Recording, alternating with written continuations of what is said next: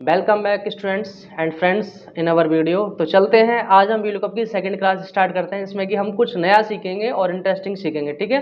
तो पहली वीडियो हमने सीखा था कि वीलुकअप कैसे लगाते हैं, और वो जर्नल था बिल्कुल एकदम, कहते हैं ना, बिगिनर्स के लिए। लेकिन अब उसके साथ थोड़ा ट्विस्ट आना शुरू हो चुका है। वो कैसे, वो चलिए समझते हैं। लास्ट वीडियो हमने समझा था यहाँ पर कि अगर आप वीलुकअप लगाते हैं तो यहाँ पर आप रेंज वगैरह देते हैं ना, 4, 5 जो भी आपको कॉलम चाहिए होता है, ठीक है। पर एक जरा सोच के देखो, आपके पास कोई बड़ी रेंज का डाटा हो तो क्या उसमें आप 1 2 3 लगाते रह जाएंगे? ऐसा भी नहीं है ना। तो इसके लिए आज मैं आपको एक फंक्शन बताता हूँ, उसके साथ आप लगाना, ठीक है। तो फंक्शन क्या है, पहले हम इसको फटाफट से हटा लेते हैं। और यहाँ पर एक फंक्शन आपको बता देता हूँ, कॉलम। अच्छा, तो कॉलम में क्या है कि अगर इक्वल टू हम कॉलम लगाते हैं, कहीं भी आप लगा सकते हो कॉलम, सिर्फ कॉलम लगाना है आपको। कॉलम्स की रिक्वायरमेंट ये है, ये मान के चलते हैं कॉलम आ जाएगा, आपको ब्रैकेट ओपन क्लोज करना, एंटर। तो जनरली अभी क्या बता रहा है, 4, क्योंकि हमने कौन से कॉलम में लगाया, अभी लगाया इसको हमने है 4th कॉलम में। और जब आप इसको ड्रैग एंड ड्रॉप करते हैं इधर उधर, तो ये फिर जिस कॉलम में कॉपी होता है उसी कॉलम का आपको एड्रेस बता देता है, यानी नंबर बता देता है कि कौन से कॉलम का क्या नंबर है। तो 4 था, ये 5 है, फिर 6 है, 7 है, ठीक है। तो एक्चुअल में क्या है कि ये हम यूज़ करेंगे कि हमें मैनुअली 1 2 3 4 नहीं लगाना पड़े, लेकिन ये सिर्फ वहीं काम आएगा जहां पर आपका डेटा सीक्वेंस में है, यानी कि आपको सेम कंडीशन में रो एंड कॉलम आपको उठाने हैं। तो चलिए इसमें कैसे यूज़ करना है वो आप पहले सीखते हैं।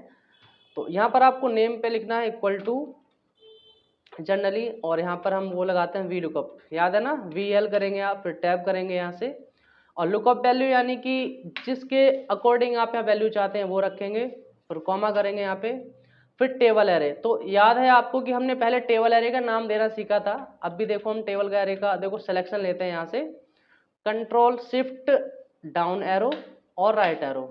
तो हालांकि यहाँ पर मैंने सिलेक्शन तो लिया था, लेकिन अभी पता नहीं वो सिलेक्शन किस नाम से है, फटाफट से देख लेते हैं।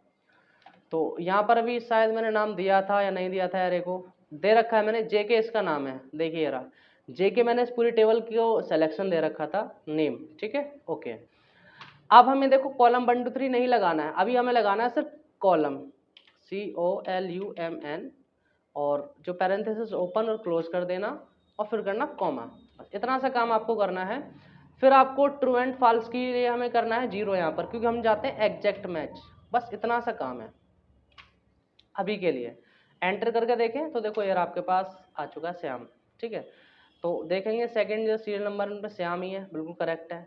लेकिन अब हम ये चाहते हैं कि इसको ड्रैग एंड ड्रॉप किया जाए, तो भी वैल्यू आनी चाहिए। हाँ, ये आप कर सकते हो, कोई प्रॉब्लम नहीं है, ये आप कर सकते हो। लेकिन जरा उसका रेट तो देख सकते हैं आप। अगर मैं ड्रैग एंड ड्रॉप करता हूँ, इसको थोड़ा जूम करके दिखाऊँ आपको, यहाँ पे देखो ये रहा, ठीक है।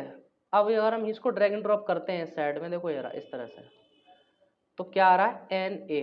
इसका मतलब क्या हुआ, नोट अवेलेबल। ये हमारा एरर दे रहा है, नोट अवेलेबल। ऐसा क्यों? तो जरा गौर से देखना, फंक्शन आपको दिखा दूं एक बार कि यहाँ पर हुआ क्या इस टाइम पे, कि ये जो B15 सेल था, जबकि हमें हमेशा किसको रखना है, सीरियल नंबर पे रखना था। अब मान के चलते हैं कि फर्स्ट वाले कॉलम में हमें जो बता रखा है, फर्स्ट जो डेटा है, टेबल वैल्यू, लुकअप वैल्यू, तो लुकअप वैल्यू क्या है, वो ग्रीन है, मतलब ब्लू पे देखो आप, सीरियल नंबर चाहिए था। हमें जो डाटा सर्च करना है वो इसके सीरियल नंबर के अकॉर्डिंग सर्च करना था, सही है बात, ठीक है। लेकिन जब हमने इसको ड्रैग एंड ड्रॉप किया इस साइड में, सेकंड वाले में, तो यहाँ पर आप फंक्शन देखना क्या आ गया है, देखो B15 था,